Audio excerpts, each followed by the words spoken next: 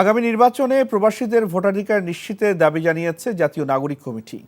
বিকেলে রাজধানীর বাংলা মোটরে জাতীয় নাগরিক কমিটির কেন্দ্রীয় কার্যালয়ে সংবাদ সম্মেলনে এই দাবি জানান সংগঠনটির মুখ্য সংগঠক সার্জিস আলম। বলেন, দেশে যখন বাংলা ব্লকেট কর্মসূচি পালন হচ্ছিল তখন রেমিটেন্স যোদ্ধারা রেমিটেন্স শাটডাউন কর্মসূচি পালন করেছে। ছাত্র জনতার স্বৈরাচার পতনের আন্দোলনে প্রবাসীরা যেভাবে সমর্থন দিয়েছেন সেজন্য দেশের মানুষ আজীবন তাদের প্রতি কৃতজ্ঞ থাকবে। এদিন ৩০টি দেশের ৭৫ জন প্রতিনিধি নিয়ে কেন্দ্রীয় প্রবাসী কমিটি ঘোষণা করা হয়।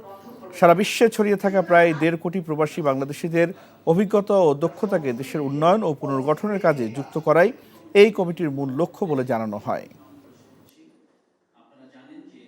যেখানে আমরা আমাদের প্রবাসী ভাইদের রেমিটেন্স দিয়ে আমাদের অর্থনীতির চাকাকে সচল রাখি, সেখানে অর্থনীতির এত বড় একটা আমাদের স্টেক হোল্ডার তাদেরকে আমরা জনপ্রতিনিধি নির্বাচনে অংশগ্রহণ করতে দিব না বা সেই সুযোগটি তৈরি করব না, এটা অবশ্যই কখনোই সমীচীন নয়।